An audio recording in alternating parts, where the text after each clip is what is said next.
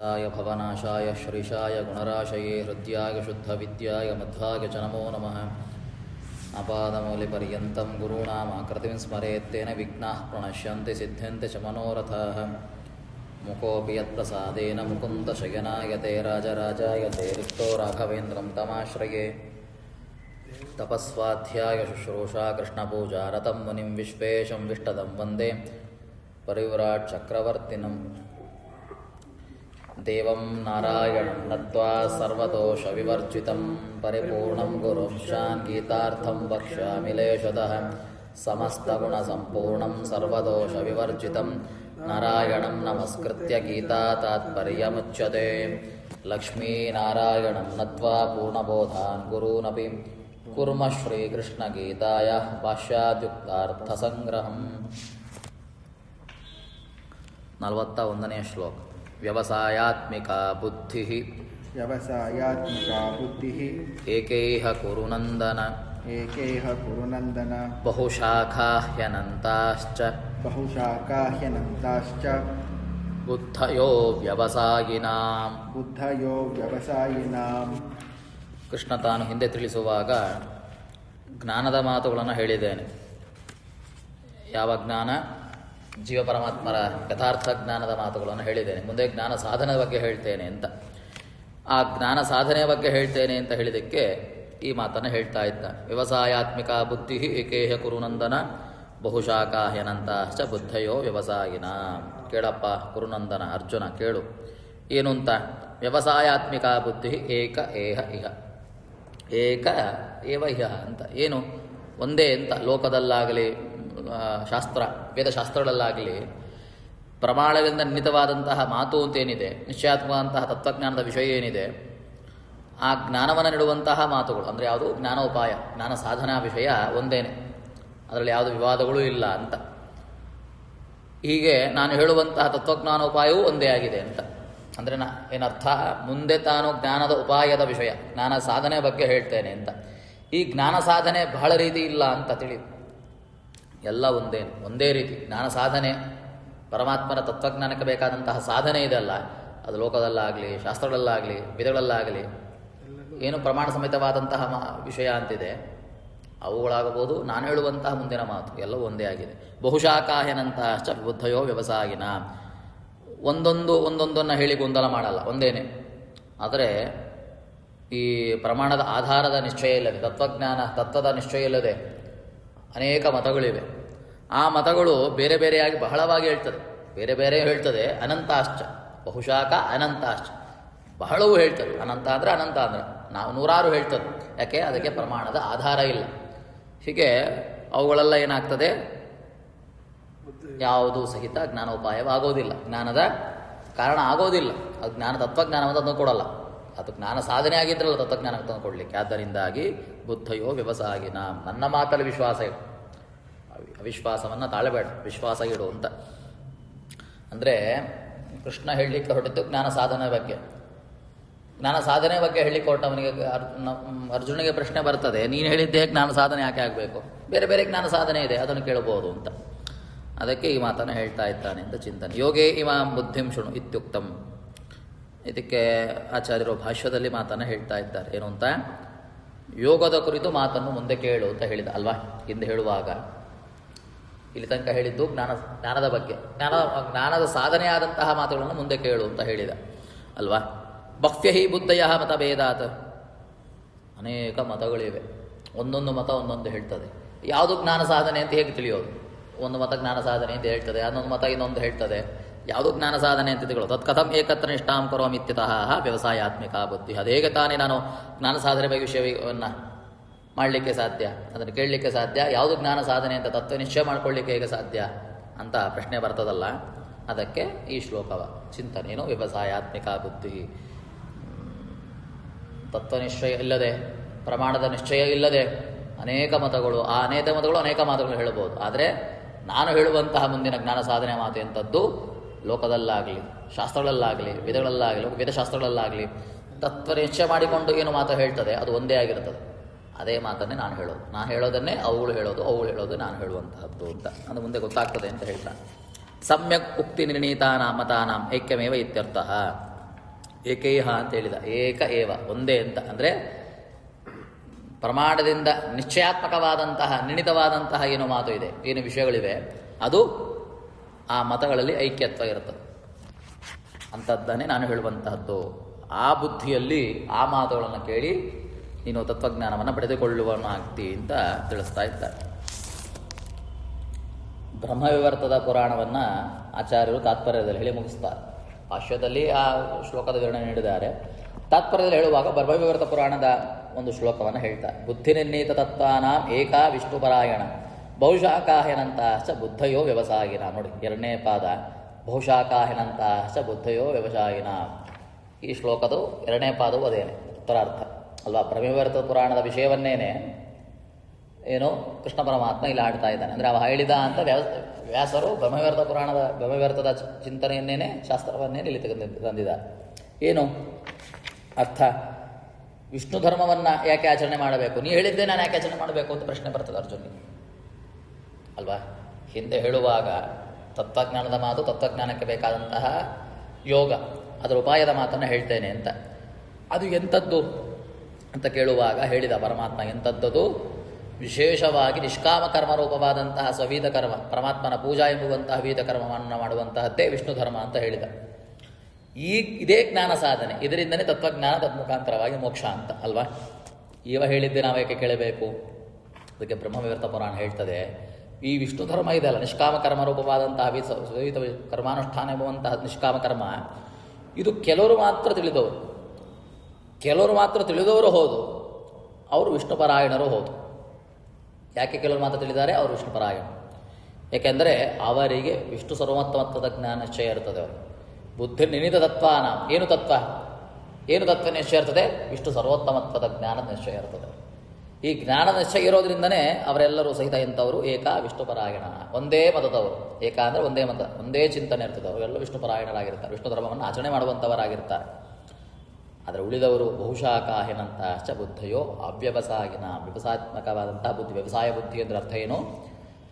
ತತ್ವ ನಿಶ್ಚಯ ಇಲ್ಲದೇ ಇರುವಂತಹದ್ದು ಅವ್ಯವಸಾಯ. ವ್ಯವಸಾಯಾತ್ಮಿಕ ಬುದ್ಧಿ ಅಂದರೆ ಪ್ರಮಾಣದಿಂದ ನಿಶ್ಚಯ ಮಾಡಿಕೊಟ್ಟಲ್ಪಟ್ಟಂತಹ ನಿರ್ಣಿತವಾದಂತಹ ವಿಷಯದ ಕುರಿತು ಒಂದೇ ಮಾತು ಇರುತ್ತದೆ. ಇದು ವ್ಯವಸಾಯಾತ್ಮಕವಾದಂತಹ ಬುದ್ಧಿ. ಈ ಬುದ್ಧಿ ಬೇರೆ ಮತಗಳಲ್ಲಿ ಇರೋದಿಲ್ಲ. ಒಂದೊಂದು ಮತ ಒಂದೊಂದು ರೀತಿಯಲ್ಲಿ ಹೇಳ್ತದೆ. ಅವರು ಹೇಳುವಂತಹ ಮಾತುಗಳು ಬಹಳ ಇರ್ತದೆ, ಒಂದೇ ನಿಶ್ಚಯವಾದ ಮಾತು ಇರೋದಿಲ್ಲ ಅವರು. ಇದು ಬ್ರಹ್ಮವಿವರ್ತ ಪುರಾಣದ ವಿಷಯವನ್ನು ಹೇಳಿ ವಿವೃತ್ತಿಕಾರರು ರಾಯರು ಈ ಶ್ಲೋಕದ ಚಿಂತನೆಯನ್ನು ಹೇಳುವಾಗ ಶ್ಲೋಕವನ್ನು ಬಿಡಿಸಿಕೊಡ್ತಾರೆ. ನಾನು ಜ್ಞಾನೋಪಾಯ ವಿಷಯ ವಾಚ್ಯೋ ಅನ್ಯೋನ್ಯ ವಿರುದ್ಧ ಬಹ್ವ್ಯೋ ಮತಭೇದೇನ ಸಂತಿ ಅಲ್ವಾ. ಜ್ಞಾನ ಸಾಧನೆ ಯಾವುದು ಅಂತ ಪ್ರಶ್ನೆ ಮಾಡಬೇಕು. ಇವಾಗ ಜ್ಞಾನ ಸಾಧನೆ ಬಗ್ಗೆ ಮುಂದೆ ಹೇಳ್ತೇನೆ ಅಂತ ಹೇಳಿದ ಅಲ್ವಾ. ಆ ಹೇಳುವಾಗ ಜ್ಞಾನಕ್ಕೆ ಉಪಾಯ, ಜ್ಞಾನಕ್ಕೆ ಸಾಧನವಾದಂತಹ ವಿಷಯಗಳು ಅನೇಕ ಇದೆ. ಅದು ಒಂದೊಂದಕ್ಕೂ ವಿರುದ್ಧವಾಗಿ ಹೇಳ್ತದೆ ಅಲ್ವಾ. ಯಾಕೆ ಅನೇಕ ಮತಗಳು, ಒಂದೊಂದು ಮತ ಒಂದೊಂದು ರೀತಿ ಹೇಳುವಾಗ ಏನಾಗ್ತದೆ, ಜ್ಞಾನ ವಿಷಯದ ಕುರಿತು ಹೇಳುವಾಗ ವಿಷಯವು ಬದಲಾವಣೆ ಆಗ್ತದೆ ಅಲ್ವಾ. ಆದ್ದರಿಂದ ಆಗಿದೆ ಅತಃ ಕಥಂ ಏಕತ್ರ ತದ್ವಿಧೀಯಾಯಾಂ ಏವ ಉಪಾಯ ವಿಷಯ ವಾಚಿ ನಿಷ್ಠಾಶಬ್ದಿತಂ ವಿಶ್ವಾಸಂ ಕರೋಮಿ ಇತ್ಯತಃ ವ್ಯವಸಾಯ ಇತಿ. ಆದ್ದರಿಂದಾಗಿ ಒಂದೊಂದು ಮತಗಳು ಒಂದೊಂದು ರೀತಿ ಹೇಳ್ತದೆ, ಅದು ಬಹುವಾಗಿಯೂ ಹೇಳ್ತವೆ. ಮತ್ತು ಅಂತಹ ಜ್ಞಾನ ವಿಷಯ, ಜ್ಞಾನೋಪಾಯದ ವಿಷಯದ ಕುರಿತು ನಾನು ಹೇಗೆ ಅಲ್ಲಿ ನಿಷ್ಠೆಯನ್ನು ಮಾಡಬೇಕು ಇವ ಹೇಳಿದ. ಮುಂದೆ ಜ್ಞಾನದ ಉಪಾಯದ ಕುರಿತು ಮಾತು ಹೇಳ್ತೇನೆ. ಅಲ್ಲಿ ಶೃಣು ಪದಕ್ಕರ್ಥ ಏನೋ ನಿಷ್ಠಾಂಕುರು, ನಿಷ್ಠೆ ತಾಳು ಅಂತ. ಈಗ ನಿಷ್ಠೆ ಬರ್ತದ? ಒಂದೊಂದು ಹೇಳುವಾಗ ಅಲ್ಲಿ ನಿಷ್ಠೆ ಬರ್ತದ? ನಿಷ್ಠೆ ಬರಲಿಕ್ಕೆ ಸಾಧ್ಯ ಇಲ್ಲ ಅಂತ ಬರಬಹುದು ಪ್ರಶ್ನೆ ಅರ್ಜುನನಿಗೆ. ಅದಕ್ಕೆ ಮುಂದಿನ ಶ್ಲೋಕ ಅಂತ ಆಚಾರ್ಯರು ಭಾಷ್ಯದಲ್ಲಿ ಹೇಳಿದ್ದು ಸ್ವಲ್ಪ ಬಿಡಿಸಿ ಹೇಳಿದ. ಈಗ ಪದಕ್ಕೆ ಅರ್ಥವನ್ನು ಹೇಳ್ತಾರೆ. ವ್ಯವಸಾಯಾತ್ಮಿಕ ಬುದ್ಧಿ ಅಂತಿದೆ. ವ್ಯವಸಾಯಾತ್ಮಿಕ ಅಂದರೆ ಪ್ರಮಾಣ ನಿರ್ಣೀತ ಅರ್ಥ ನಿಶ್ಚಯಾತ್ಮಿಕ ನಿಶ್ಚಯಜನಿಕ ಬುದ್ಧಿ ಅಂತ. ಕರ್ಣೋತ್ಪತ್ತಿಯ ವಾಕ್ ಏಕ ಏವ ಏಕೋಪಾಯ ವಿಷಯ ಏವ ಇಹ ಲೋಕೆ ವೈದೇಚ. ಪ್ರಮಾಣದಿಂದ ನಿರ್ಣೀತವಾದದ್ದು, ನಿರ್ಧಾರವನ್ನಾಗಿ ಮಾಡಲ್ಪಟ್ಟಂತಹ ಅರ್ಥ ಅಂದರೆ ವಿಷಯ, ಅದರ ನಿಶ್ಚಯವನ್ನು ತಂದುಕೊಡುವಂತಹದ್ದು ಅಂತ ಒಂದು ವಿಷಯ ಇರ್ತದೆ. ಆ ವಿಷಯ ಪ್ರಮಾಣ ಸಂಬಂಧವಾಗಿರಬೇಕು, ನಿಶ್ಚಯವಾಗಿರಬೇಕು. ಅಂತಹ ವಿಷಯ, ಆ ವಿಷಯ ಎಂಥದ್ದು ಅಂದರೆ ಒಂದೇ ಬುದ್ಧಿಯನ್ನು ತಂದುಕೊಡುವಂತಾಗಿರ್ತದೆ. ಎಲ್ಲಿ? ಇಹ ವೇದಗಳಲ್ಲಾಗಬಹುದು, ವೇದಶಾಸ್ತ್ರಗಳಲ್ಲಾಗ್ಬೋದು, ಲೋಕದ ವಿಷಯದಲ್ಲಾಗಬಹುದು. ಸ್ವಲ್ಪ ಬಿಡಿಸಿದ್ರೆ ಗೊತ್ತಾಗ್ತದೆ ನಿಮಗೆ. ಯಾವ ವಿಷಯ ತೆಗೆದುಕೊಳ್ಳೋಣ? ಇವಾಗ ಪರಮಾತ್ಮ ವಿಷಯನ ತೆಗೆದುಕೊಳ್ಳೋಣ. ಮೋಕ್ಷ ವಿಷಯವನ್ನು ತೆಗೆದುಕೊಳ್ಳೋಣ. ಮೋಕ್ಷ ವಿಷಯದ ಕುರಿತು ಹೇಳುವಾಗ ಲೋಕದ ವಿಷಯದಲ್ಲಾಗಲಿ ವೇದಶಾಸ್ತ್ರದ ವಿಷಯದಲ್ಲಾಗಲಿ ಪ್ರಮಾಣ ಸಂಬದ್ಧವಾಗಿ ಹೇಳುವಂತಹ ಮಾತೇನು ಅದು ಪರಮಾತ್ಮನ ಪ್ರಸಾದದಿಂದ ಆಗುವಂತಹದ್ದು ಅಲ್ವಾ. ಅದಕ್ಕೆ ಸಾಧನೆ ಏನು? ಜ್ಞಾನ. ತತ್ವಜ್ಞಾನದ ಮುಖಾಂತರವಾಗಿ ಮೋಕ್ಷ. ತತ್ವಜ್ಞಾನಕ್ಕೆ ಬೇಕಾದದ್ದು ಜ್ಞಾನ ಸಾಧನ. ಇದು ವೇದಗಳಲ್ಲಾಗಲಿ ಲೋಕಗಳಲ್ಲಾಗಿ ಪ್ರಮಾಣಬದ್ಧವಾಗಿ ನಿರ್ಣಯಿತವಾದಂತಹ ವಿಷಯ.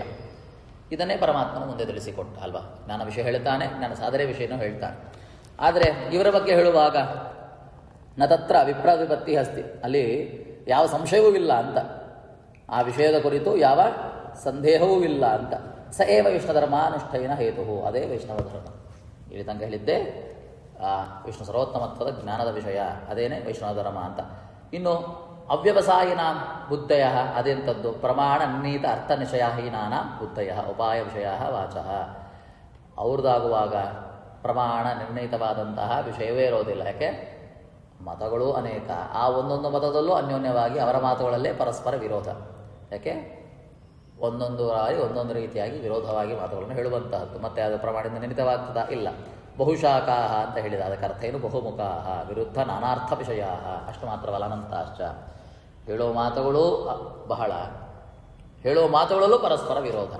ಬಹುಮುಖ ವಿರುದ್ಧ ನಾನಾರ್ಥಗಳು ಅವುಗಳಲ್ಲಿ ತುಂಬಿಕೊಡುತ್ತೆ. ತದಾಚ ಕಥಂ ಅಪ್ರಾಮಾಣಿಕ ಮತ ವಿವಾದೇನ ಪ್ರಾಮಾಣಿಕಾರ್ಥೇವ ವಿಶ್ವಾಸ. ನೀನು ಹೇಳಿದ ವಿಷಯಕ್ಕೆ ಯಾಕೆ ವಿಶ್ವಾಸ ತೋರಬೇಕು ಅಂತ ಪ್ರಶ್ನೆ ಬರ್ಬೋದು. ಪ್ರಮಾಣ ನಿಶ್ಚಯ ಇಲ್ಲದಿರುವಂತಹ ಅವರ ಮಾತುಗಳಲ್ಲಿ ನಿಶ್ಚಯ ಬರ್ತದೆ ನಮಗೆ? ಇಲ್ಲ. ಮತ್ತೆ ಪ್ರಾಮಾಣಿಕವಾದಂಥ ವಿಷಯದಲ್ಲೇ ನಮಗೆ ಬರಬೇಕು ಅಲ್ವಾ. ಮತ್ತೆ ಇದರಲ್ಲಿ ಯಾಕೆ ಅವಿಶ್ವಾಸವನ್ನು ತೋರ್ತಿ? ಅವಿಶ್ವಾಸವನ್ನು ತೋರಬೇಡ, ವಿಶ್ವಾಸವನ್ನು ತೋರು ಅಂತ ಅರ್ಥ.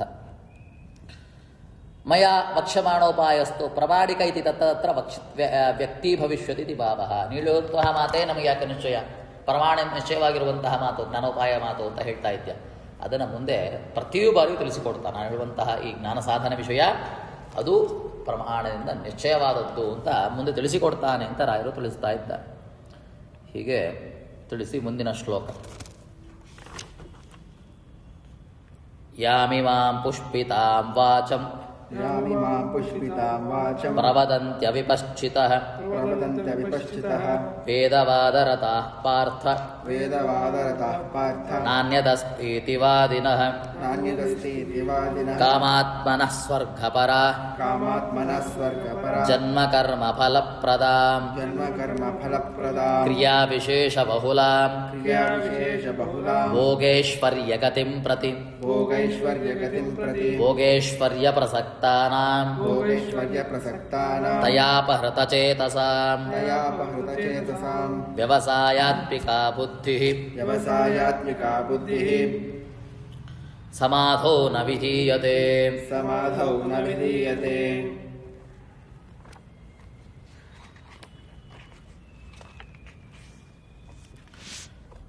ಹೀಗೆ ತಿಳಿಸ್ತಾ ಮುಂದೆ ಕೇಳಪ್ಪ ಅರ್ಜುನ ಅಂತ ಹೇಳ್ತಾ ಇದ್ದಾನೆ. ಏನು ಅಂತ? ಇನ್ನು ಕೆಲವರು ವೇದಗಳನ್ನು ಒಪ್ಪುತ್ತಾರೆ, ವೈದಿಕರು ಅಂತ, ಆದರೆ ವೇದವಾದರಾಗಿರುತ್ತಾರೆ. ಕಾಮ್ಯಕರ್ಮಗಳಲ್ಲೇ ಅವರ ಆಸಕ್ತಿ. ವೇದಗಳು ಹೇಳುವಂತಹದ್ದೇನು? ವೇದಗಳು ಹೇಳುವಂತಹ ಮಾತುಗಳಲ್ಲಿ ಯಜ್ಞಪರವಾಗಿರುವಂತಹದ್ದು. ಆ ಯಜ್ಞಗಳಿಂದಾಗಿ ಸಾಧನೆ ಏನು? ಕಾಮ್ಯಫಲ. ಇಂತಹ ಕಾಮ್ಯಫಲ ಸ್ವರ್ಗಾದಿಗಳೇ ಅದರ ಫಲ. ನಿಜವಾದ ಫಲ ಏನು? ವೇದಗಳು ಹೇಳಿದಂತಹ ವಿಷಯದಿಂದಾಗಿ ಆಗುವಂತಹದ್ದು ಅವರ ಪ್ರಕಾರವಾಗಿ ಸ್ವರ್ಗಾದಿಗಳೇ ಫಲ. ಹೀಗೆ ಜನ್ಮಕರ್ಮ ಫಲಪ್ರದ, ಜನ್ಮ ಪುಣ್ಯಗಳು, ಆ ಪುಣ್ಯದ ಫಲಗಳು ಇದೆಲ್ಲವೂ ಸಹಿತ ಅವರಿಗೆ ಎಲ್ಲ ಕಾಮ್ಯಪರವಾಗಿ ಅರ್ಥವನ್ನು ಮಾಡುವಂಥವ್ರು, ವೇದವಾದ ಅರ್ಥ.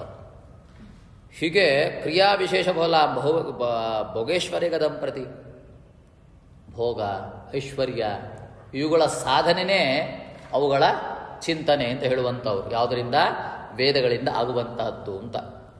ಹೀಗೆ ಅಂಥವರಿಗೆ, ಭೋಗ ಐಶ್ವರ್ಯಗಳ ಸಾಧನೆಯಲ್ಲೇ ಮುಳುಗಿದಂಥವರಿಗೆ, ಕಾಮ್ಯಫಲಗಳಲ್ಲೇ ಆಸಕ್ತರಾದಂತಹವರಿಗೆ ವೇದಗಳನ್ನು ಒಪ್ಪಿಯೂ ಸಹಿತ ಅವರಿಗೆ ಅಂತದ್ದು ತಯಾಪಹೃತ ಚೇತಸ, ಸದ್ವಿವೇಕವನ್ನು ಕಳೆದುಕೊಳ್ಳುವವರಾಗ್ತಾರೆ. ಇಂತಹ ಮಾತುಗಳನ್ನು ಕೇಳಿ ಸದ್ವಿವೇಕಗಳನ್ನು ಕಳೆದುಕೊಂಡ್ರೆ ಏನಾಗ್ತದೆ? ತತ್ವಜ್ಞಾನ ಉಪಲಬ್ಧಿ ಆಗೋದಿಲ್ಲ. ಜ್ಞಾನ ಸಾಧನೆಯಿಂದ ಆಗಬೇಕಾದದ್ದೇನೋ ತತ್ವಜ್ಞಾನ. ಆದರೆ ಅವರಿಗೆ ಜ್ಞಾನ ಸಾಧನೆಯನ್ನು ತಂದುಕೊಡುವಂತಹ ವೇದಗಳಿಂದಾಗಿ ಏನು ತಿಳಿದಲ್ಪಡ್ತಾರೆ? ಅಲ್ಟಿಮೇಟ್ ಏನು? ಅವರಿಗೆ ಕಾಮ್ಯಭೋಗ ಸ್ವರ್ಗ ಅಲ್ಲಿಗೆ ನಿಶ್ಚಿತ ಆಗಿಬಿಡ್ತದೆ.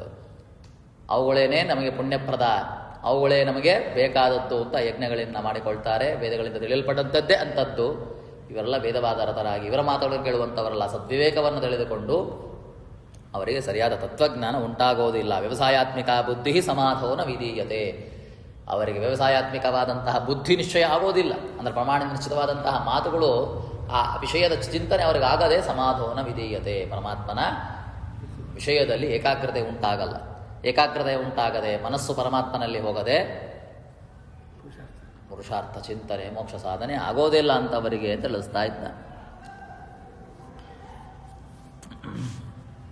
ತತ್ವನಿಶ್ಚಯದ ಬುದ್ಧಿ ಅವರಿಗೆ ಉಂಟಾಗಲ್ಲ ಅಂತ. ವ್ಯವಸಾಯಾತ್ಮಿಕ ಬುದ್ಧಿ ಸಮಾಧೋನ ವಿಧೀಯತೆ. ಭಾಷ್ಯದಲ್ಲಿ ಆಚಾರ್ಯರು ವೇದಗಳ ಅಂತರ್ಯಾರ್ಥವನ್ನು ತಿಳಿಸ್ತಾ ಇದ್ದಾರೆ. ಸ್ಯುಹು ಅವೇದಿಕಾನಿ ಮತಾನಿ ಅವ್ಯವಸಾಯಾತ್ಮಿಕಾನಿ ನತು ವೈದಿಕಾನಿ ತೇಪಿ ಕೇಚಿತ್ ಕರ್ಮಾಣಿ ಸ್ವರ್ಗಾದಿಫಲಹನ್ಯೇವ ಹಾಹು ಇತ್ಯತಃ ಯಾಮಿ ಮ್ಯಾಮಿತಿ. ಈ 3 ಶ್ಲೋಕ ಹೊರಟಿದ ಬಗ್ಗೆ ಭಾಷ್ಯದಲ್ಲಿ ಆಚಾರ್ಯ ತಿಳಿಸ್ತಾ ಇದ್ದಾರೆ. ಏನು ಅಂತ ಪ್ರಶ್ನೆ ಬರ್ಬೋದು ನಮಗೆ, ಏನು ಅಂತ. ಅವೈದಿಕ ಮತಗಳು ಬಹಳ ಇವೆ ಅಲ್ಲ. ವೇದ ಪ್ರಾಮಾಣ್ಯವನ್ನು ಒಪ್ಪದೇ ಇರುವಂತಹ ಅವೈದಿಕ, ಅಂದರೆ ವೇದಕ್ಕೆ ಪ್ರಾಮಾಣ್ಯವನ್ನು ಹೇಳದಿರುವಂತಹ ಅವೈದಿಕ ಮತಗಳು, ಬೌದ್ಧಾದಿ ಮತಗಳು ಅನೇಕ ಇವೆ. ಅವುಗಳು ನಮಗೆ ಪ್ರಮಾಣ ನಿಶ್ಚಯವಾದಂತಹ ಮಾತುಗಳು ಇಲ್ಲದೆ ಇರಬಹುದು, ಪ್ರಮಾಣ ನಿಶ್ಚಯವಾದಂತಹ ವಿಷಯಗಳು ಇಲ್ಲದೆ ಅವುಗಳು ನಾವು ದೂರ ಇಡಬಹುದು. ಆದರೆ ವೇದಗಳನ್ನು ಪ್ರಮಾಣ ಅಂತ ಒಪ್ಪಿ ಹೇಳುವಂತಹ ವೈದಿಕ ಮತಗಳಿವೆ ಅಲ್ಲ. ಆ ವೈದಿಕ ಮತಗಳಲ್ಲಿ ಕರ್ಮಗಳು ಮಾಡೋದು ಹೇಗೆ? ಕರ್ಮ ಅಂದರೆ ಯಾವುದು? ಜ್ಞಾನ ಸಾಧನ ಕರ್ಮ. ಆ ಕರ್ಮಗಳನ್ನು ಮಾಡೋದು ಹೇಗೆ? ಸ್ವರ್ಗಾದಿ ಫಲಹೇತು ಅಂತ ಹೇಳ್ತದಲ್ಲ. ಯಾಕೆ ಕರ್ಮ ಮಾಡ್ತೇವೆ? ಜ್ಞಾನ ಸಾಧನೆಯ ಕುರಿತು ಸ್ವರ್ಗಾದಿ ಫಲಹೇತುತ್ವೇನ ಅದು ಕಾರಣವಾಗ್ತದೆ ಅಂತ ಹೇಳ್ತಾರೆ. ಇತ್ಯತಃ ಯಾಮಿ ಮಾಮಿತಿ. ಸ್ವಲ್ಪ ಬಿಡಿಸ್ಕೊಳ್ಬೇಕಿದೆ.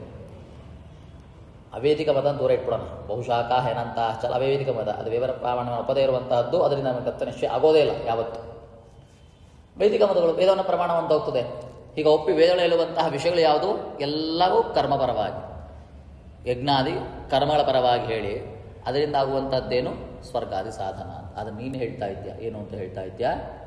ಆ ಎಲ್ಲ ವೇದಗಳಲ್ಲಿರುವಂತಹ ಮಾತುಗಳೆಲ್ಲವೂ ಸಹಿತ, ಆ ಜ್ಞಾನೋಪಾಯಗಳೆಲ್ಲವೂ ಸಹಿತ ಅದರಿಂದ ನಿಷ್ಕಾಮ ಕರ್ಮ ಅಂತ ಹೇಳ್ತಾ ಇದ್ದ. ಇವರು ಯಾವ ಕರ್ಮ ಅಂತ ಹೇಳ್ತಾ ಇದ್ದಾರೆ? ಸ್ವರ್ಗಾದಿ ಫಲಹೇತುತ್ವೇನ ಕಾಮ್ಯಕರ್ಮ ಅಂತ.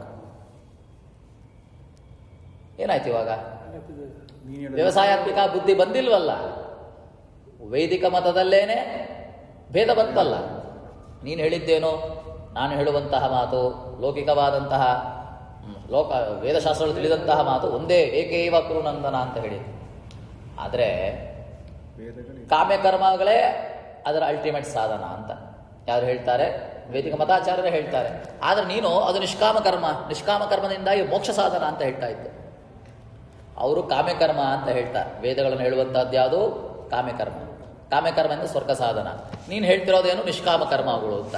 ನಿಷ್ಕಾಮ ಕರ್ಮದಿಂದ ಏನಾಗ್ತದೆ? ಮೋಕ್ಷ. ಅದು ಹೆಂಗೆ? ವಾದ ಬಂತಲ್ಲ. ಅದಕ್ಕೆ ಹೇಳಿದ ಪರಮಾತ್ಮ, ಯಾಮಿಮಾಂ ಪುಷ್ಪಿತಾಪಾಚಂ ಪ್ರವದಂತಿ ಅಪವಿಶ್ಚಿತಃ ವೇದವಾದರತಃ ಪಾರ್ಥ ನಾಣ್ಯದಸ್ಥಿತಿವಾದಿನಃ. ವೇದವಾದರತ ನಾಣ್ಯದಸ್ಥಿತಿವಾದಿನವರು ಅವರು. ವೇದದ ಆಪಾತತಃ ತೋರುವಂತಹ ಮಾತನ್ನೇ ಹೇಳುವಂಥವರು, ಬೇರೆ ಯಾವುದನ್ನು ಒಪ್ಪದೇ ಇರುವಂಥವ್ರು. ಅಂದರೆ ವೇದದ ಆಂತರ್ಯವನ್ನು ತಿಳಿದೇ ಇರುವಂಥವ್ರು. ವೇದದ ಆಂತರ್ಯನು ಪರಬ್ರಹ್ಮನ ತತ್ವಜ್ಞಾನ, ಪರಬ್ರಹ್ಮ ತತ್ವ, ನಿಷ್ಕಾಮ ಕರ್ಮದ ವಿಷಯ ವೇದಗಳು ಹೇಳುವಂತಹದ್ದು, ಪರಮಾತ್ಮ ಪರವಾಗಿ ಹೇಳುವಂತಹದ್ದು, ಪರತತ್ವದ ವಿಷಯ. ಅದನ್ನು ಅರ್ಥ ಮಾಡಿಕೊಳ್ಳದೇ ಇರುವಂಥವ್ರು ಏನು ಹೇಳ್ತಾರೆ? ಅವರು ಪುಷ್ಪದ ಹಾಗೆ. ನಿಜವಾದ ಫಲ ಏನು? ಮೋಕ್ಷ ಫಲ ಅಲ್ವಾ? ಮೋಕ್ಷ ಫಲವನ್ನು ಬಿಟ್ಟು ಪುಷ್ಪವನ್ನು ಹಿಡಿದುಕೊಳ್ತಾರೆ. ಎಂತಹ ಪುಷ್ಪ? ಅಶಾಶ್ವತವಾದಂತಹ ನಿಸ್ಸಾರವಾದಂತಹ ಪುಷ್ಪವನ್ನು ಹಿಡ್ಕೊಂಡ್ಬಿಡ್ತಾರೆ. ಈಗ ಫಲ ಬೇಕೋ ಪುಷ್ಪ ಬೇಕೋ ನಿಮಗೆ? ಪುಷ್ಪಕ್ಕೆ ಸಾಕು ಅಂತ ನಿಲ್ಲಿಸ್ಬಿಟ್ಟು ಪುಷ್ಪ ತಗೊಂಡ್ರೆ ಅದರಿಂದ ಫಲ ಬರ್ತದ? ಕಾದು ಫಲವನ್ನು ಕಿತ್ತಿಕೊಳ್ಳಬೇಕು ಅಲ್ವಾ? ಇವರು ಪುಷ್ಪದವನ್ನೇ ಏನು ಅಂತ ತಿಳ್ಕೊಳ್ತಾರೆ? ಅದು ಸಾಧನೆ ಅಂತ ತಿಳ್ಕೊಳ್ತಾರೆ. ಇಂಥವರೆಲ್ಲ ವೇದವಾದ ರಥರು. ವೈದಿಕದಂತೆ ಆಭಾಸರು. ವೇದವಾದ ರಥರು ಅಂದರೆ ವೇದದ ಆಪಾದದಲ್ಲಿ ಕಾಣುವಂಥವರು ಮಾತ್ರ, ವೈದಿಕರಂತೆ ಕಾಣುವಂಥವರು ಮಾತ್ರ ಆಭಾಸರು. ವೇದಿಕ ಆಭಾಸರು ಇವರಲ್ಲ ಅಂತ ಇಡೀ ಈ 3 ಶ್ಲೋಕಗಳ ತಾತ್ಪರ್ಯದ ಚಿಂತನೆ. ಯಮಾಹುತಯ ಇತ್ಯನ್ವಯ ಮೋಕ್ಷಫಲಂ ಅಪೇಕ್ಷೆ ಸ್ವರ್ಗಾದಿಫಲ ಪುಷ್ಪಯುಕ್ತ ವಾಚಂ ಪ್ರವದಂತಿ. ನೋಡಿ, ಯಮಾಹೋ ಯಾಮಿಮಾಂ ಪುಷ್ಪಿತಾಂ ವಾಚಂ ಅಂತ ಹೇಳಿದ್ನಲ್ಲ ಪರಮಾತ್ಮ, ಅದನ್ನು ತಯಾ ಇತ್ಯನ್ವಯ, ತಯಾ ಅಂತ 3ನೇ ಶ್ಲೋಕದ ಜೊತೆಗೆ ಅನ್ವಯ ಮಾಡಿಕೊಳ್ಳಬೇಕದ. ಅರ್ಥ ಆಯ್ತಾ? ನೋಡಿ, ಯಾಮಿಮಾಂ ಅಂದರೆ ಯಾರು ಹೀಗೆ ಹೇಳುವಂಥವರೋ ತಯ, ಅಂಥವರಿಂದ ಅಂತ ಅಲ್ಲಿಗೆ ಅನ್ವಯ. ತಯಾ ಕಮಾತ್ಮನ ಸ್ವರ್ಗಪರಾಹ ಜನ್ಮಕರ್ಮ ಫಲಪ್ರದಾಂ ಅಂತ ಶ್ಲೋಕದ ಅನ್ವಯವನ್ನು ಮಾಡಿಕೊಳ್ಬೇಕು. ಅದರ ಅನ್ವಯ ಮೊದಲನೇ ಶ್ಲೋಕ, ಅದ 42ನೇ ಶ್ಲೋಕದ ಮೊದಲ ವಿಷಯ 44ನೇ ಶ್ಲೋಕದ ಜೊತೆಗೆ ಅನ್ವಯ ಮಾಡಿಕೊಂಡು ಚಿಂತನೆ ಮಾಡಿಕೊಳ್ಬೇಕು. ಅದಕ್ಕೆ 3 ಶ್ಲೋಕದ ಚಿಂತನೆಯನ್ನು ಒಟ್ಟಿಗೆ ಮಾಡಬೇಕು ಅಂತ. ಮೋಕ್ಷಫಲಂ ಅಪೇಕ್ಷ ಸ್ವರ್ಗಾದಿ ಪುಷ್ಪಯುಕ್ತ ವಾಚಂ ಪ್ರವದಂತಿ ಅಲ್ವಾ. ಅವರು ಏನು ಅಂತ ಹೇಳ್ತಾರೆ, ಮೋಕ್ಷ ಫಲವನ್ನು ಬಿಟ್ಟು ಬಿಡ್ತಾರೆ. ಅಲ್ಟಿಮೇಟ್ ಏನು ವೇದಗಳು ಹೇಳುವಂತಹದ್ದು ಪರಮಾತ್ಮನ ತತ್ವಜ್ಞಾನ ಮುಖಾಂತರವಾಗಿ ಅವನ ಪ್ರಸಾದ ಮುಖಾಂತರವಾಗಿ ಮೋಕ್ಷ ಫಲ. ಆದರೆ ಅದನ್ನು ಬಿಟ್ಟು ಸ್ವರ್ಗಾದಿ ಪುಷ್ಪಯುಕ್ತಾಂ ವಾಚಂ ಪ್ರವದಂತಿ ಯಾಮಿಮಾಂ ತಯಾ ಪುಷ್ಪಿತಾಂ ವಾಚಂ ಪ್ರವದಂತಿ ಅಂತ ಅವರಿಂದ ಏನೇನು ಹೇಳ್ಪಡ್ತದೆ, ಪುಷ್ಪ ಸ್ವರ್ಗಾದಿ ಪುಷ್ಪಗಳ ಮಾತನ್ನು ಹೇಳಿಬಿಡ್ತಾರೆ ಅವರು. ವಾಚಂ ಪ್ರವದಂತಿ ಅವಿವಶ್ಚಿತ, ಯಾಕಂದ್ರೆ ಅವರಿಗೆ ವಿಷಯವಾದ ಜ್ಞಾನ ಇಲ್ಲ ಅವರಿಗೆ. ಯಾಕೆ ಅವರೆಲ್ಲ ವೇದವಾದರಪರು, ವೇದದಲ್ಲಿ ಅಪಾದದ ಕಾಣುವಂತಹ ಮಾತನ್ನು ಮಾತ್ರ ಹೇಳುವಂಥವ್ರು. ನಾಣ್ಯಸ್ಥೈತಿಕವಾದಿನಃ ವೇದವಾದ, ವಾದ ಅಂದರೆ ನಾಣ್ಯದ ಸ್ಥಿತಿ, ವೇದಕ್ಕೆ ಬೇರೆ ಅರ್ಥವೇ ಇಲ್ಲ. ಅಪಾದದ ತೋರುವಂತಹದ್ದೇ ಅರ್ಥ. ಕೇವಲ ವೇದ ಪಾಠವನ್ನು ಉರು ಮಾಡುವಂಥವರಷ್ಟೇ ಅವರಲ್ಲ. ವೇದದಲ್ಲಿ ಅಪಾದ ಕಾಣುವಂತಹ ಮಾತನ್ನು ಮಾತ್ರ ಹೇಳುವಂಥವ್ರು. ನಿಜವಾದ ಅರ್ಥವನ್ನು, ಅದರ ಆಂತರ್ಯವನ್ನು ತಿಳಿದೇ ಇರುವಂಥವರು ಅವರೆಲ್ಲ ವೇದವಾದ ರಥರು. ಅವರಿಂದಾಗುವಂತಹದ್ದು ವ್ಯವಸಾಯಾತ್ಮಿಕವಾದಂತಹ ಬುದ್ಧಿ, ತತ್ವ ನಿಶ್ಚಯವಾದಂತಹ ಬುದ್ಧಿ ಬರದೆ ಪರಮಾತ್ಮನಲ್ಲಿ ಏಕಾಗ್ರತೆ ನಿಶ್ಚಯ ಉಂಟಾಗದೆ ಮೋಕ್ಷ ಸಾಧನೆ ಆಗೋದೇ ಇಲ್ಲ ಅವರಿಗೆ ಅಂತ ಬಿಡಿಸ್ತಾ ಇದ್ದಾರೆ. ವೇದವಾದ ರಥಾ ಕರ್ಮಾದಿ ವಾಚಕ ವೇದವಾದ ರಥಾ ವೇದೇಹಿ ಯದ್ ಮುಖತಃ ಉಚ್ಯತೆ ತತ್ರೈವ ರಥಾಃ. ಏನೋ ವೇದದಲ್ಲಿ ಆಪಾದತಃ ಕಾಣುವಂತಹ ಕರ್ಮಾದಿ ವಾಚಕ ಪರವಾಗಿ ಅರ್ಥವನ್ನು ಮಾಡಿಕೊಳ್ಳುವಂಥವ್ರು, ಅದರಲ್ಲೇ ರಥ ಆಸಕ್ತಿ ಉಳ್ಳವರು. ಮುಖತಃ ಕಾಣ್ತದಲ್ಲ ಮೇಲ್ಭಾಗ ಏನು ಅಂತ ವೇದ ಏನು ಹೇಳ್ತದೆ, ಯಜ್ಞಾದಿ ಕ್ರಿಯೆಗಳನ್ನು ಮಾಡಬೇಕು. ಯಾರ ಕುರಿತು, ಅಗ್ನಿ ಇಂದ್ರ ಮೊದಲಾದಂತಹ ದೇವರನ್ನು ಕುರಿತು ಹೇಳುವಂತಹ ಮಾತುಗಳಿವು. ಆದ್ದರಿಂದಾಗಿ ಆ ಅಗ್ನಿ ದೇವೇಂದ್ರ ಮೊದಲಾದವರ ಪ್ರಸನ್ನತೆಗೋಸ್ಕರವಾಗಿ ಯಜ್ಞ ಆರಾಧನೆ ಮಾಡಿದ್ರೆ ಏನು ಸಾಧನೆ ಆಗ್ತದೆ, ಸ್ವರ್ಗಾದಿ ಸಾಧನೆ ಆಗ್ತದೆ. ಇಷ್ಟು ತಿಳ್ಕೊಳ್ತಾರೋ. ನಾನದ ಸ್ಥಿತಿ ವಾದಿನ, ಬೇರೆ ಯಾವುದೂ ಇಲ್ಲ ಅಂತ ತಿಳ್ಕೊಳ್ತಾರೆ. ವೇದ ಇರೋದೇ ಯಾವುದಕ್ಕೋಸ್ಕರ, ಸ್ವರ್ಗಾದಿಗಳಕ್ಕೋಸ್ಕರ. ಯಜ್ಞ ಆಗಾದಿಗಳನ್ನು ಕುರಿತು ಸಾಧನೆ ಮಾಡಿಕೊಡ್ತದೆ. ಆ ಯಜ್ಞ ಆಗಾದಿ ಮುಖಾಂತರವಾಗಿ ಸ್ವರ್ಗಾದಿ ಸಾಧನೆ ಆಗ್ತದೆ ಎಂದು ಮಾತಾಡಿರ್ತಾರೆ. ಪರೋಕ್ಷ ವಿಷಯ ವೇದ ಪರೋಕ್ಷ ಪ್ರಿಯ ಇವ ಹಿ ದೇವಾ ಮಾಂ ವಿಧತ್ತೆ ಅಭಿಧತ್ತೆ ಮಾಂ ಇತ್ಯಾದಿ ಪಾರೋಕ್ಷಣ್ಯ ಪ್ರಾಯೋ ಭಗವಂತಂ ವದಂತಿ. ಆದರೆ ಒಳಗಿನ ಆಂತರ್ಯ ವಿಷಯ ತಿಳಿದೇ ಇಲ್ಲ ಅವರಿಗೆ. ಏನು ಆಂತರ್ಯ, ವೇದವೇ ಹೇಳ್ತದೆ ಏನು ಅಂತ. ಪರೋಕ್ಷ ವಿಷಯ ವೇದ ಪರೋಕ್ಷ ಪ್ರಿಯ ಇವ ಹಿ ದೇವಾ ಮಾಂ ವಿಧತ್ತೆ ಅಭಿಧತ್ತೆ ಮಾಂ. ಪಾರೋಕ್ಷಣ್ಯ ಅಂದರೆ ಒಳಗಿನ ಆಂತರ್ಯವನ್ನು ತಿಳಿದುಬಿಟ್ರೆ. ಅಪರೋಕ್ಷ ಅಂದರೆ ಪ್ರತ್ಯಕ್ಷ ಅಂತ. ಪಾರೋಕ್ಷ ಅಂದ್ರೆ ಅರ್ಥ ಏನು, ಆಂತರ್ಯವಾಗಿ ಗುಟ್ಟಾಗಿ ಏನು ಹೇಳ್ತದೆ ಅಂದರೆ ಒಳಗಿನ ತಾತ್ಪರ್ಯ. ದೇವತೆಗಳೆಲ್ಲ ವೇದಕ್ಕೆ ಅಭಿಮಾನಿಗಳಾದಂತಹ ಆ ವೇದಗಳು ಪರೋಕ್ಷ ಪ್ರಿಯ ವೇದಗಳೆಲ್ಲ ಪರೋಕ್ಷ ಪ್ರಿಯ ಅಂತ. ಅಂದರೆ ಗುಟ್ಟಾಗಿ ಪರಮಾತ್ಮನನ್ನೇ ಹೇಳುವಂತಹದ್ದು, ಅದಕ್ಕೆ ಅದು ಪ್ರಿಯತೆ ಇರುವಂತಹದ್ದು. ಅಷ್ಟು ಮಾತ್ರವಲ್ಲ, ಪರೋಕ್ಷ ಪ್ರಿಯ ಹಿ ವೇದೇವಾಹ. ಆ ಯಾರು ವೇದಗಳನ್ನು ಕುರಿತು ಹೇಳ್ತವೆ, ಅಗ್ನಿ ಇಂದ್ರಾದಿ ದೇವತೆಗಳು ಅಂತ ಹೇಳ್ತೇವೆ, ಆ ದೇವತೆಗಳೆಲ್ಲ ವೇದಾಭಿಮಾನಿ ದೇವತೆಗಳು ಸಹಿತ ಪರೋಕ್ಷ ಪ್ರಿಯರು. ಅಂದರೆ ಆ ವೇದಗಳ ಆಂತರ್ಯ ಇರುವಂತಹ ಗುಟ್ಟಾಗಿ ಹೇಳುವಂತಹ ಪರಮಾತ್ಮನಲ್ಲೇ ರತರಾದವರು. ಅವರಿಗೆ ನಿಜವಾದ ಅರ್ಥ ಇಲ್ಲ ವೇದಗಳಲ್ಲಿ. ವೇದಾಭಿಮಾನಿಗಳು ಅಂತ ಹೇಳುವಂಥವ್ರಿಗೂ ಅವರ ಆಂತರ್ಯ ಏನು, ಪರಮಾತ್ಮನಲ್ಲೇ ಪ್ರಿಯ ಇದೆ, ಪರಮಾತ್ಮನೇ ಹೇಳ್ತಾ ಇದೆ ಚಿಂತನೆ. ವಿಧತ್ತೆ ಅಭಿಧತ್ತೆ ಮಾಂ, ಅವರೇ ಹೇಳ್ತಾನಂತೆ. ಮಾಂ ವಿಧತ್ತೆ ಅಭಿಧತ್ತೆ ಮಾಂ, ಅಲ್ಲಿ ಒಳಗೆ ಹೇಳುವಾಗ ನನ್ನನ್ನೇ ಹೇಳ್ತಾ ಇದ್ದೆ ಅಲ್ವಾ. ಮಾಂ ವಿಧತ್ತೆ ಅಭಿಧತ್ತೆ ಮಾಂ ಇತ್ಯಾದಿಯಾಗಿ ಆ ಮಾತುಗಳೆಲ್ಲವೂ ಸಹಿತ ನಿಗೂಢವಾಗಿ ಭಗವಂತನನ್ನೇ ತಿಳಿಸ್ತಾ ಇದೆ ಅಂತ. ಏನು ಪ್ರಮಾಣ ನಿಶ್ಚಯವಾದಂತಹ ಮಾತುಗಳಿದಲ್ಲ ಅಲ್ವಾ. ನೋಡಿ, ಎಲ್ಲ ವೇದಗಳ ಮಾತುಗಳು ಪ್ರಮಾಣದಿಂದ ನಿರ್ಣಯಿಸಲ್ಪಟ್ಟಂತಹ ಮಾತುಗಳಿದಲ್ಲ. ನಿಗೂಢವಾಗಿ ಯಾರನ್ನ ತಿಳಿಸ್ತಾ ಇದೆ, ಪರಮಾತ್ಮನ್ನೇ ತಿಳಿಸ್ತಾ ಇದೆ ಅಲ್ವಾ. ಹೀಗೆ ಪಾರೋಕ್ಷಣ್ಯ ಪ್ರಾಯೋ ಭಗವಂತಂ ವದಂತಿ. ಆದರೆ ವೇದವಾದ ರಥರಿಗೆ ಇದು ಏನು ಚಿಂತನೆ ಇಲ್ಲ. ಅವರಿಗೆ ಆಂತರ್ಯದ ಗುಟ್ಟೆ ರಹಸ್ಯದ ಆ ನಿಗೂಢ ತಾತ್ಪರ್ಯ ಇರುವಂತಹ ಭಗವತ್ತತ್ವದ ಚಿಂತನೆ ಇಲ್ಲ ಅವರು. ಯಾಕಂದರೆ ಕೇವಲ ಆಪಾತದವರು. ಅವರೆಂಥವರು ವೇದ ವೈದಿಕ ಆಭಾಸಕರು. ಆಭಾಸಕರು ಅಂದರೆ ವೈದಿಕರಂತೆ ತೋರುವಂಥವರಷ್ಟೇ, ವೈದಿಕರಲ್ಲ ಅವರಲ್ಲ ಅಂತ. ಭೋಗೇಶ್ವರ್ಯ ಗದಂ ಪ್ರತಿ ತತ್ ಪ್ರಾಪ್ತಿಂ ಪ್ರತಿ, ಭೋಗೇಶ್ವರ್ಯ ಗದಂ ಪ್ರತಿ ಅಂತ ಹೇಳಿದ ಪರಮಾತ್ಮ. ಅಂದರೆ ಭೋಗ ಐಶ್ವರ್ಯಗಳ ಪ್ರಾಪ್ತಿಯನ್ನು ಕುರಿತು, ತತ್ ಪ್ರಾಪ್ತಿಂ ಪ್ರತಿ ಅಂತ ಅವುಗಳ ಏನು ಪ್ರಾಪ್ತಿಯನ್ನು ಉದ್ದೇಶಿಸಿಕೊಂಡು ಹೇಳುವಂತಹದ್ದು ಅಂತ ತಿಳಿದು ಬಿಡ್ತಾರೆ. ಎಲ್ಲ ಇರೋದು ಯಾಕೆ, ವೇದಗಳೆಲ್ಲ ಭೋಗ ಐಶ್ವರ್ಯಗಳ ಸಾಧನಾ ಪರವಾಗಿರುವಂತಹದ್ದು ಅಂತ. ತತ್ ಪ್ರಾಪ್ತಿ ಫಲ ಇವ ವೇದ ಇತಿ ವದಂತಿ ಇತ್ಯರ್ಥ. ಅವುಗಳ ಪ್ರಾಪ್ತಿಯೇ ವೇದದ ಅಲ್ಟಿಮೇಟ್ ವಿಷಯ ಅಂತ ಹೇಳಿಬಿಡ್ತಾರೆ. ಬೇರೆ ಏನೂ ಇಲ್ಲ ಅಂತ. ತೇಷಾಂ ಸಮ್ಯಗುತ್ತಿ ನಿರ್ಣಯಾತ್ಮಿಕ ಬುದ್ಧಿ ಸಮಾಧೋ ಸಾಮರ್ಥ್ಯತೆ ನ ವಿಧೀಯತೆ. ಅವರಿಗೆ ಪ್ರಮಾಣಗಳಿಂದ ನಿಶ್ಚಿತವಾದಂತಹ ಅವರ ವಿಷಯ ಬರೋದೇ ಇಲ್ಲ. ಅವರಿಗೆ ಉಪಾಯ ಯಾವ ಸಮಯದಲ್ಲೂ ಬರೋದಿಲ್ಲ. ಪ್ರಮಾಣನಿತವಾದಂತಹ ಯಾವುದು ಹೇಯವಾದದ್ದು, ಯಾವುದು ಉಪಾದೇಯವಾದದ್ದು. ಹೇಯ ಅಂದರೆ ಬಿಡೋದು, ಉಪಾದೇಯನ್ನು ತೆಗೆದುಕೊಳ್ಳಬೇಕು. ಯಾವುದು ಗೊತ್ತಿರಲ್ಲ, ಯಾಕೆಂದರೆ ವೇದದ ಆಂತರ್ಯವೇ ಗೊತ್ತಿಲ್ವಲ್ಲ ಅವರಿಗೆ. ಸಮ್ಯಕ್ ನಿರ್ಣೀತಾರ್ಥಾನ್ ಹಿ ಈಶ್ವರೇ ಮನಸ್ಸಮಾಧಾನಂ ಸಮ್ಯಕ್ ಭವತಿ. ಅದೇ ಯಾವುದು ಹೇಯ ಯಾವುದು ಉಪೇಯ ಅಂತ ತಿಳಿದುಕೊಂಡು ಬಿಟ್ಟರೆ, ವೇದದ ಆಂತರ್ಯವನ್ನು ತಿಳಿದುಕೊಟ್ರೆ, ವೇದ ಆಂತರ್ಯ ಏನು? ಪರಮಾತ್ಮ ಈಶ್ವರ. ಅವನಲ್ಲಿ ಮನಸ್ಸು ಹೊಕ್ತದೆ. ಇಲ್ಲದೆ ಹೋದರೆ ಮನಸ್ಸು ಹೊಕ್ಕೋದಿಲ್ಲ, ಏಕಾಗ್ರಚಿತ್ತತೆ ಬರೋದಿಲ್ಲ. ತದ್ಧಿ ಮೋಕ್ಷ ಸಾಧನಂ. ಹೀಗೆ ಹೊಕ್ಕಿದ್ದೇ ಮೋಕ್ಷ ಸಾಧನ. ವೇದಗಳ ತಾತ್ಪರ್ಯಲ್ಲಿರುವಂಥದ್ದು ಪರಮಾತ್ಮನಲ್ಲಿ. ಆ ಪರಮಾತ್ಮನೇ ನಮಗೆ ಅಲ್ಟಿಮೇಟ್ ಸಾಧನ. ಅವನ ಪ್ರಸಾದವೇ ಮೋಕ್ಷವೇ ನಮಗೆ ಅಲ್ಟಿಮೇಟ್ ಅಂತಿದ್ದರೆ ಅವನಲ್ಲಿ ಮನಸ್ಸು ಹೋಗ್ತದೆ, ಏಕಾಗ್ರಚಿತ್ತತೆ ಬರ್ತದೆ, ಅದೇ ಮೋಕ್ಷ ಸಾಧನ. ಆದ್ದರಿಂದಾಗಿ ವೇದಗಳಿಗೆ ಯಾವುದು ಸಾಧನ? ಪರಮಪುರುಷಾರ್ಥವಾದಂತಹ ಮೋಕ್ಷ ಸಾಧನವಾಗ್ತದೆ ಹೊರತು ಕಾಮ್ಯಫಲವನ್ನು ಕೊಡುವಂತಹ ಅಶಾಶ್ವತವಾದಂತಹ ಭೋಗ ಐಶ್ವರ್ಯಕ್ಕೆ ಸಾಧನವಾದಂತಹ ಯಾವುದು ಸ್ವರ್ಗ ಸುಖ ಅದು ಸಾಧನೆಯನ್ನು ಮಾಡಿಕೊಳ್ಳುವಂತಹದ್ದಲ್ಲ. ಉಕ್ತಂ ಚ ಏತದ್ ಅನ್ಯತ್ರ. ಇದನ್ನು ಸ್ಪಷ್ಟತೆಗೊಳಿಸ್ತಾ ಇದ್ದಾರೆ ಆಚಾರ್ಯರು. ಅನ್ಯತ್ರ ಅಂದರೆ ಎಲ್ಲಿ? ಭಾಗವತ ಪುರಾಣದಲ್ಲೂ ಹೇಳಿದ್ದಾರೆ. ಏನು ಅಂತ? ನ ತಸ್ಯ ತತ್ವಗ್ರಹಣಾಯ ಸಾಕ್ಷಾತ್ ಪರೀಯಸೀರಪಿ ವಾಚಃ ಸಮಾಸನ್ ಸ್ವಪ್ನೇ ನಿರುಕ್ತ್ವಾ ಗೃಹಮೇಧಿ ಸೌಖ್ಯಂ ನಯಸ್ಯ ಹೇಯಾನುಮಿತಂ ಸ್ವಯಂ ಸ್ಯಾತ್. ನೋಡಿ, ಸ್ವಪ್ನೇ ನಿರುಕ್ತ್ವಾ ಗೃಹಮೇಧಿ ಸೌಖ್ಯಂ ನಯಸ್ಯ ಹೇಯಾನುಮಿತಂ ಸ್ವಯಂ ಸ್ಯಾತ್. ಯಾವುದು ಹೇಯ ಯಾವುದು ಪೇಯ ಅಂತ ನಮಗೆ ಗೊತ್ತಿರಬೇಕು. ಗೃಹಮೇಧಿಗಳ ಸೌಖ್ಯವನ್ನು ಬೆಳೆಸ್ತೇವೆ ನಾವು. ಅಂದರೆ ಮನೆ ಮಠ ಲೌಕಿಕ ಸುಖಗಳ ಅಪೇಕ್ಷೆಯನ್ನು ಪಡ್ತೇವೆ, ಅದೇ ನಮಗೆ ಚಿಂತನೆ ಅಂತಿರ್ತದೆ. ಅವುಗಳೆಂಥದ್ದು ಅಂದರೆ ಸ್ವಪ್ನದ ಹಾಗೆ ಅಂತ ಚಿಂತನೆ ಇರಬೇಕಂತ. ಸ್ವಪ್ನ ನಮಗೆ ಹೇಯವ ಉಪೇಯವ? ಹೇಯ ಅದು. ಯಾಕೆ? ಸ್ವಪ್ನದಲ್ಲಿ ಕಂಡದ್ದೆಲ್ಲ ನಮಗೆ ನಿಜವಾಗಿ ಸಿಗಬೇಕು ಅಂತಿಲ್ಲ. ಅದು ಅಶಾಶ್ವತವಾದದ್ದು ಅಂತ ನಮಗೆ ಪರಿಪೂರ್ಣ ಜ್ಞಾನ ಇರ್ತದೆ. ಅದು ನಿಮಗೆ ಸರಿಯಾದ ರೀತಿಯಲ್ಲಿ ಸಿಗುವಂತಹದ್ದಲ್ಲ ಅಂತ ಜಾಗ್ರದ ಅವಸ್ಥೆಯಲ್ಲಿ ಗೊತ್ತಾಗ್ತದೆ. ಹಾಗೆ ಜಾಗ್ರದ ಅವಸ್ಥೆಯಲ್ಲೂ ಸಹಿತ ನಾವು ಪಡೆಯುವಂತಹ ಈ ಲೌಕಿಕ ಸುಖ, ಗೃಹ, ಮನೆ ಮಠ ಮೊದಲಾದಂತಹ ಎಲ್ಲ ವಸ್ತು ವಾಹನಾದಿ ಎಲ್ಲವೂ ಸಹಿತ ಎಂಥದ್ದು? ಅಶಾಶ್ವತ. ಸ್ವಪ್ನದ ಹಾಗೆ ಹೇಯ ಅಂತ ಚಿಂತನೆ ಇರಬೇಕು. ಆದರೆ ಇರ್ತದ? ಇರೋದಿಲ್ಲ.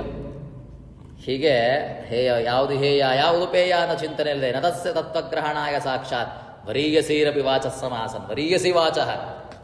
ದೊಡ್ಡದಾದಂತಹ ಮಾತು ಅಂದರೆ ಯಾವುದಿಲ್ಲ ಜಗತ್ತಿನಲ್ಲಿ? ವೇದದ ತತ್ವಗ್ರಹಣ. ವೇದದಿಂದ ತತ್ವಗ್ರಹಣ ಆಗ್ತದ ಅಂತವರಿಗೆ ಯಾವ ಕಾಲಕ್ಕೂ ಆಗೋದಿಲ್ಲ. ಸ್ವಪ್ನದಲ್ಲಿ ಕಂಡದ್ದು ಹೇಗೆ ಅಶಾಶ್ವತವೋ ಹಾಗೆ ಜಾಗ್ರದ ಅವಸ್ಥೆಯಲ್ಲಿ ಕಾಣುವಂತಹ ಲೌಕಿಕ ವಿಷಯ ಸುಖಗಳೆಲ್ಲ ಅಶಾಶ್ವತವಾದಂತೂ ಯಾರಿಗೆ ಜ್ಞಾನ ಇರಲ್ಲ ಅಂಥವರಿಗೆ ವೇದದಿಂದ, ಉತ್ತಮವಾದಂತಹ ವೇದದಿಂದ ತತ್ವಗ್ರಹಣ ಆಗ್ತದ. ಅಂದರೆ ಪರಮಾತ್ಮನ ತತ್ವಗ್ರಹಣ ಆಗಿ ಅದರಲ್ಲಿ ನಿಶ್ಚಯಾತ್ಮಕವಾದಂತಹ ಬುದ್ಧಿ ಬಂದು ಅವರಿಗೆ ಮೋಕ್ಷ ಸಾಧನೆ ಆಗ್ತದ? ಆಗೋದೇ ಇಲ್ಲ. ಹೀಗೆ ಭಾಗವತವು ಹೇಳುವ ಮುಖಾಂತರವಾಗಿ ಏನು ತಿಳಿಸ್ತಾ ಇದೆ? ವೇದಗಳ ಆಂತರ್ಯ ಯಾವುದರಲ್ಲಿದೆ? ಗೃಹಮೇಧಿಗಳಲ್ಲಿದೆಯಾ?